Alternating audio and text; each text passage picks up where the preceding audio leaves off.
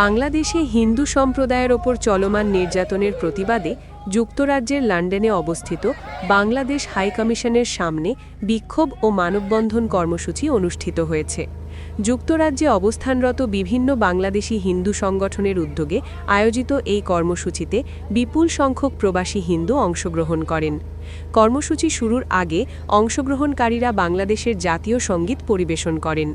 আয়োজকদের ভাষায় এটি ছিল বাংলাদেশের রাষ্ট্রীয় মর্যাদা ও স্বাধীনতার প্রতি সম্মান জানিয়ে একটি শান্তিপূর্ণ ও শৃঙ্খলাবদ্ধ প্রতিবাদ।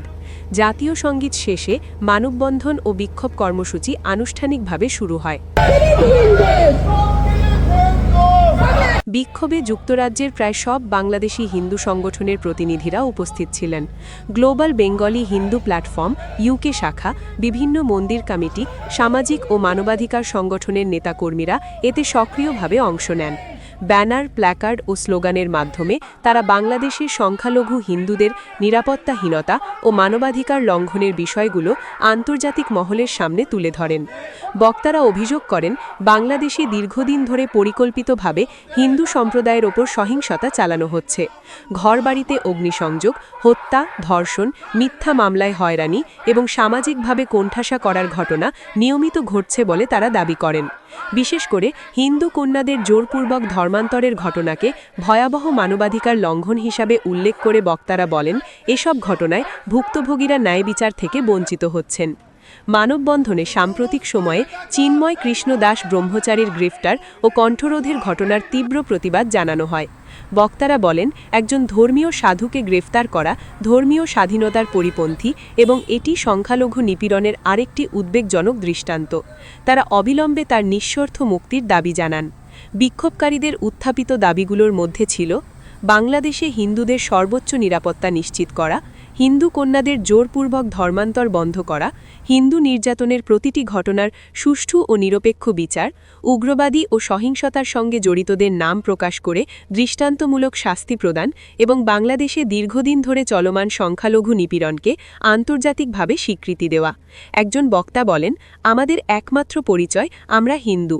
বাংলাদেশ আমাদের জন্মভূমি, সেখানে হিন্দুদের বেঁচে থাকার অধিকার আছে, কিন্তু সেই অধিকার আজ বারবার লঙ্ঘিত হচ্ছে।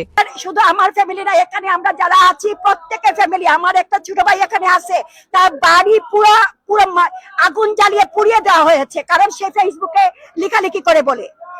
এখানে একজন পুষ্পিতা কথা বলছে না, এখানে একজন দীপুদাস কথা বলছে না, এখানে লক্ষ মানুষ আমরা হতে পারে, আমরা 100 জন এখানে এসেছি, কিন্তু আমরা বয়স হয়েছি 15 কোটি বাঙালির বয়স হয়েছে। আমরা এখানে 15 কোটি বাঙালি বাংলাদেশে কথা বলতে পারছে না। আগেও বলেছি 15 কোটি বাঙালিকে বাংলাদেশে জিম্মি করে রাখা হয়েছে। আমার ভাই জেল হাজতে বিনা চিকিৎসায় মারা গেছে এবং এইরকম জেল হাজতে অনেক ভাই মারা যাচ্ছে। এবং আমার একজন মা নামাজ পড়া অবস্থায় তাকে খুন করা হয়েছে বিকজ তার ছেলে রাজনীতি করে বলে। বাংলাদেশে একজন সাধারণ মানুষের রাজনীতি করার অধিকার নাই, একজন রিক্সা চালকের রাজনীতি করার অধিকার নাই। বাংলাদেশে একজন মা বাবা, একটা পিতামাতা তাদের রাজনীতি করেন বলে তাদেরকে নাবে 12 বছরের শিশু কন্যাকে হাত করা বেঁধে জেল হাজতে দেওয়া হয়েছে। বাংলাদেশে শিশুদেরকে স্কুলে পড়া শিশুরা যারা জয় বাংলা বলেছিল বলে তাকে জেল হাজতে ঢুকিয়ে দেওয়া হয়েছিল। 3 দিন সে জেল হাজতে ছিল। বাংলাদেশের পরিস্থিতি এমন নাজুক, বাংলাদেশের নারী তারা জাতিসংঘ সহ আন্তর্জাতিক মানবাধিকার সংস্থাগুলোর দৃষ্টি আকর্ষণ করে বাংলাদেশের সংখ্যালঘু পরিস্থিতি নিয়ে জরুরি হস্তক্ষেপের আহ্বান জানান। শান্তিপূর্ণভাবে কর্মসূচি শেষ হলেও আয়োজকরা জানান, দাবি আদায় না হওয়া পর্যন্ত আন্তর্জাতিক পর্যায়ে প্রতিবাদ, জনমত গঠন ও কূটনৈতিক চাপ সৃষ্টির কর্মসূচি অব্যাহত থাকবে। ব্রিটিশ পার্লামেন্টের কাছে তুলে ধরবো এবং ব্রিটিশ পার্লামেন্টের মাধ্যমে উনাদেরকে রিকোয়েস্ট করবো আমাদের সাথে যাতে উনি বসে আমাদের কাছ থেকে যেন মেমোরেন্ডাম নেন এবং আমাদের কথাগুলো শুনেন। কারণ Bangladesh high commissioner represent all of us, not just particular terrorist group. Bangladesh high commissioner represent all of us. Sushmita Roy, Hindu news, London.